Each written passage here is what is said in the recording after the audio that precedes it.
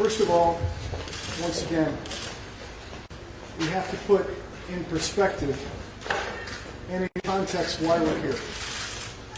This is why we're here. This is why the chief spoke today.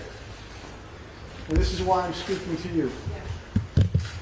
His name is Jayland. And he's not a monster. He's my client.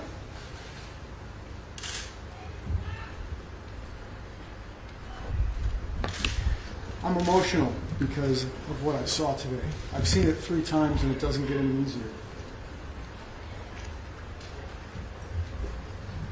I'm sad that we began the presentation in precisely the way that the law would not allow. I want you to know that when I go to court for this family, the judge will look at me and he will say, "You are not allowed, counsel, to look at a shooting like an armchair quarterback. You're not allowed to look back on the shooting from the end of the story and give snapshots in time. I'm not allowed to do that in court." I'm disappointed I saw that today.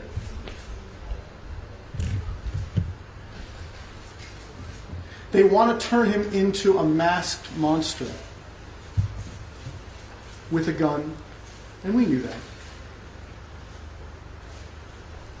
But I want to thank the chief for one thing he said. At the time he was shot, more than 90 or 60 or whatever the unbelievable number will be, he was unarmed. A couple days ago, a guy with my skin color held off police, killed a couple, and is in jail today. In a standoff with a long firearm called a rifle.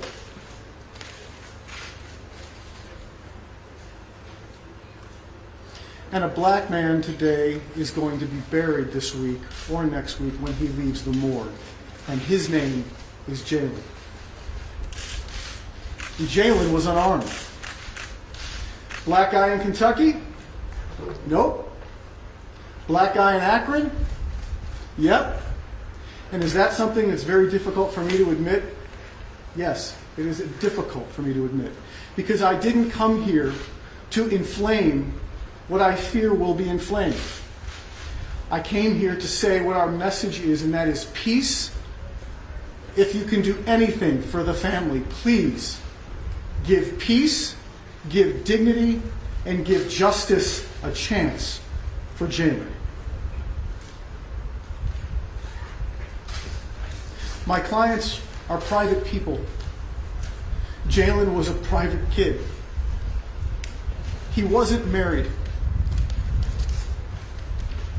He wasn't a criminal. He obviously was in pain. He didn't deserve to die.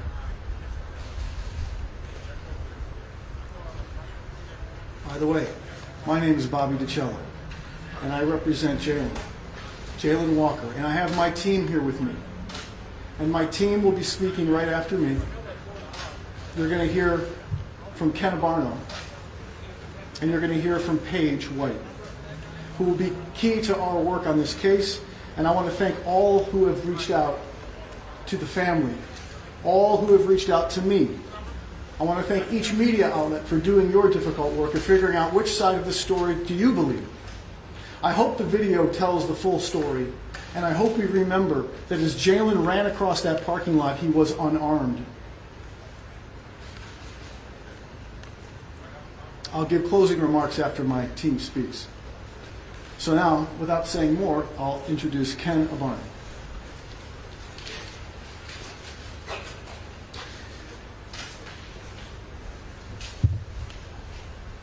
I just have such profound sadness for what we saw today. Each time I've watched the video, it's gotten worse for me. Every movement that I see, every shot that I heard, and every time that I see Jayland lying on the ground, it just gets more and more horrific. I'm going to look at my phone because I took some notes down while we were inside, and what we heard was that it was tough to see. It's a lot more than just tough to see. It's something that should never, ever have to be seen. We've heard of transparency, accountability, a commitment to openness, all in an effort to try and gain the trust of the citizens, and for a fair and unbiased review of the facts is what we heard of in the conference today. And what was very telling was what we heard Chief Milet say, that the most critical decision that a police officer will make in his or her career is to pull the trigger and then be able to explain why they did what they did, what specific threats were present, and to be able to account for every round that comes out of that gun. Those are my notes, and that's what I heard, and the video will tell us exactly what was said, but that's how I heard it. And I believe that's how everybody else heard it. The officers will need to account for every single action that they did. The Walker family is praying for peace. They are asking for peace. They are praying for accountability. We live in a society where we can never see this happen again. We need to get better. How do we get better? We're going to learn from this about how we can get better. And as my partner Bobby DiCello pointed out, we cannot villainize Jayland. This is a young man who just last Sunday was with his family and was with his grandmother and was helping put chairs out on the porch. His smile, who he was, how he interacted with his family, that's who Jayland was. And efforts to try and paint him in a different light, that's spin, that's protection. We're here for transparency. We are not here for spin. We are here for accountability. We are not here for protection. And we all personally hope that now that a week has gone by, perhaps one of those officers will make a statement or will give a statement to the investigators. I could not tell from the answers inside, but what I understood is that none of the officers have made formal statements yet. And we're not privy to the BCI investigation, but if that in fact is the case, that is troubling. That is very troubling.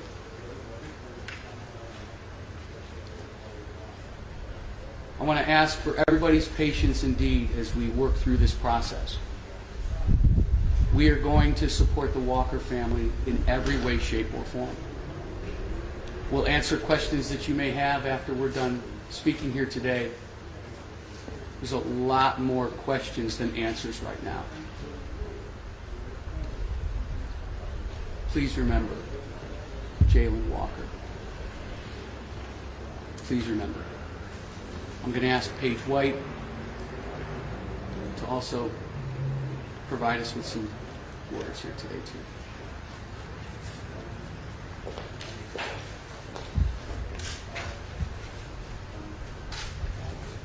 I'm heartbroken. And what we all just saw in that room is heartbreaking. What I'm here to say is that we are done dying like this, in this manner, with this fate. Nobody should ever suffer the fate that Jayland Walker did. Sunday morning,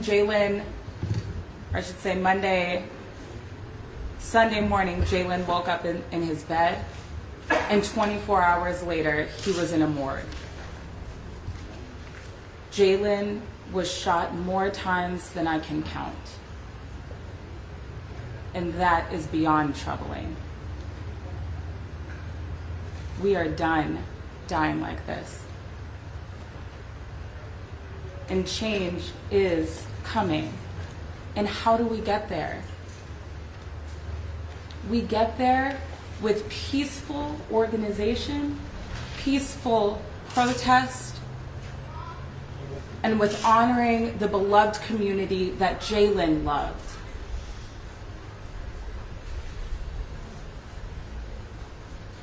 Jayland Walker was a 25-year-old young man full of promise and gone far too soon. Jayland Walker loved his family and he loved Akron, Ohio. And so today, I know that we all have heavy hearts. As my partners have said, it's not troubling, it's beyond that. There are no words to describe what we just saw. But we are begging you. That family is begging you. Jayland is begging you to stay peaceful. We will get nowhere with violence and destruction, but we will with measured and calm dialogue. And so today, we are calling for peace. We are asking for you to give Jayland the dignity that he deserves by honoring his legacy and his community through peace, and we are demanding justice. As my colleagues have said, we thank the Akron Police Chief for his transparency and for the accountability that has been shown thus far. Make no mistake about it. We will get justice for Jayland Walker. We demand justice for Jayland Walker. Bobby. One second. Again, on behalf of the Walker family, Pastor Robert DeJournette of the Church of God in Christ, and all who support this family, please, please be peaceful today. LeBron James is praying for this city according to his last tweet. And that's an important thing. The world is watching us. Please be peaceful. And with that, I'll take questions. Bob, Yes. what was your reaction to the chief's description of Jayland's movements just before the gunfire? This presentation was different than the presentation we received. When we were in the church, and I'll say exactly what was said to me, the chief said at that time he did not see the movement that would have put these officers in fear. When I began my remarks today, I said that it's troubling to take this armchair quarterback point of view. The way the law requires, indeed, the way we are all required to look at this is through the eyes of a reasonable police officer as it's happening. I ask you, as he's running away, what is reasonable? To gun him down? No, that's not reasonable. Mr. Barnes, can you go further in explanation how you said it was troubling that we have not heard, or the officers have not given statements. Can you expand on that and why you feel it's troubling? Absolutely. We have had a week go by. The freshest time for people to remember the most critical details about what happened is at the actual time that it happened. Witness statements are best taken just then. Witness statements are not best taken perhaps after someone has an opportunity, if in fact this happens, to watch the video frame by frame in slow motion and then remember the events afterwards. So in the work that I've done in over 30 years, the best, most accurate statement is one taken right then and there. You sit the person down and you have him write it out then and there. You don't let a week go by, because each day that goes by, memories can fade. Bobby, you said that Jayland was obviously in pain. Can you tell us what you meant by that? Well, Jayland had never broken the law a day in his life. No crimes of any kind. And what has happened to him about that time, that he would flee the scene, that he would act in the manner that he did in that way, would it be indicative of some distress, some fear, something that he was going through? I don't know. We're going to hopefully drill down and find that out. Yes? Bobby, the police chief wasn't willing to say that the number of shots fired was excessive, but I think that's why a lot of people are here and watching this case. Was it excessive? It was absolutely excessive. The law requires to use force that is reasonable. 8 officers, or whatever the final number will be. You know, we've heard numbers as high as 95 shells on the ground. Right? You'll see, if you review this video over and over again, an officer drains his clip and then reloads. If 8 guys drain 11 rounds, that's 81 rounds, and 88 rounds, and then you've got 12, maybe 16 in the chamber, or in the guns themselves. So yes, this is absolutely unreasonable. Absolutely. Yes. In the press conference, they did not actually show us anything of the moment of police attempting to pull him over.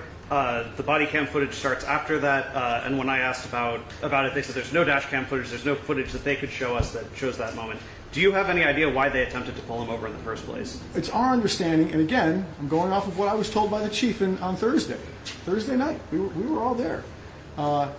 It was an equipment violation and a possible traffic infraction involving speed.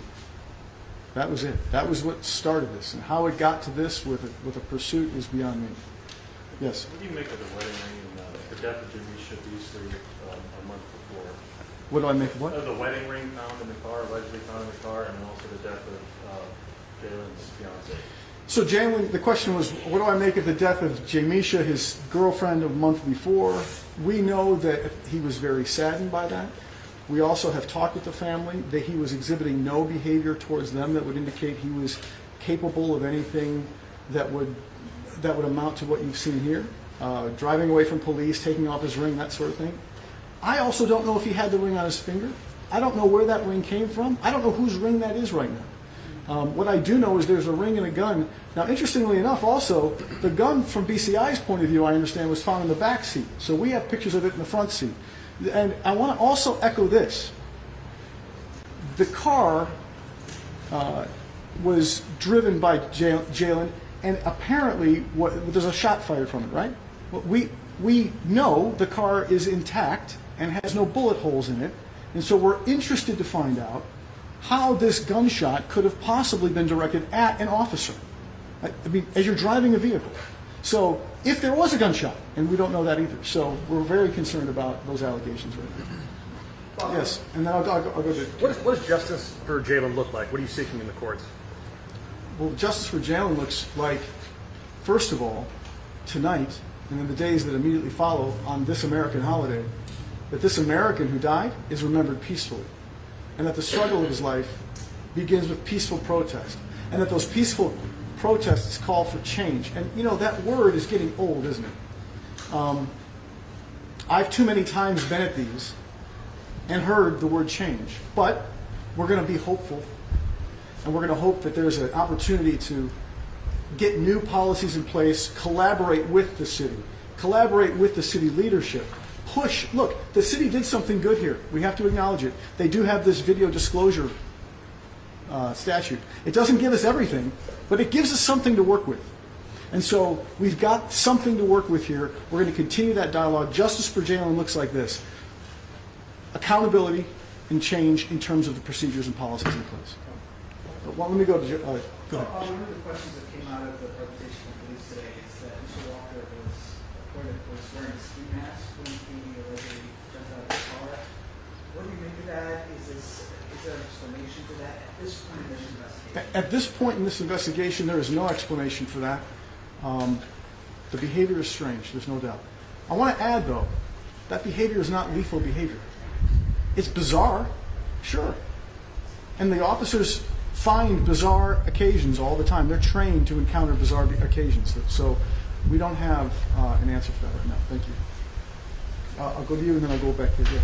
Is there any truth to what you reported that Jayland was pulled over 24 hours before, or there was an attempt made by the Franklin police to pull him over 24 hours before? We understand that the night before there had been an attempt to stop him that resulted in Jayland leaving the area. We don't know more details than that, and we are embracing that fact because he went home to bed that night.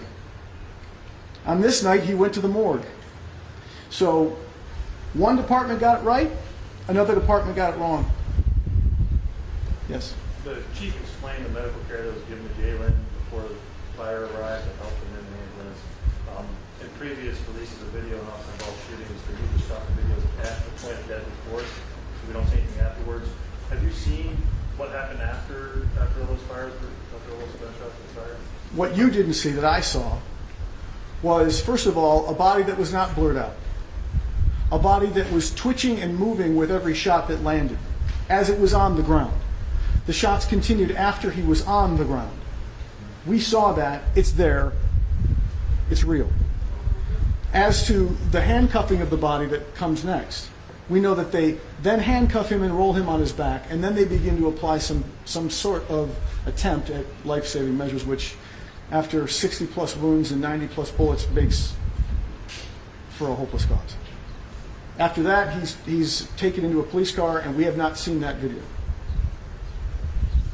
Did you say he was taken into a police car, or They attempted it. They attempted There it. was a taken into a police car? There was a consideration while EMS was on the way to put him into a police car. Ultimately, EMS arrived.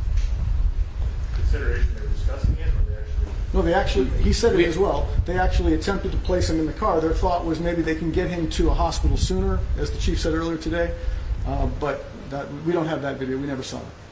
Yes? Bobby, you talk about this about Jayland's state of mind and how he was dealing with the sudden death of his fiancée. Well, we know that immediately after the death of his fiancée, he was sad, but he wasn't exhibiting any kind of behavior that scared the family, or he wasn't talking about things that were bizarre. He wasn't writing out journals or making veiled threats of any kind. He was acting in a normal manner. I mean, he was sad, but he was getting through it, and the family was just as surprised as I am today to talk about it. Knowing what's happened here is a big mystery for them.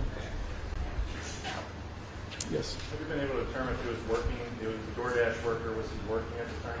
I don't think he was working at the precise time, but I don't know. I'd have to find that out. Anybody else? All right. Oh, yes, Really quick yes. question, Ken. We do understand that we possibly were scrambling in the morning, helping her at her home. Do you know possibly where he may have been going before there was attempted traffic stop on Sunday night?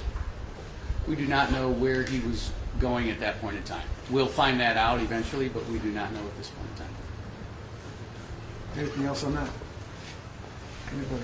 All right. Thank you all.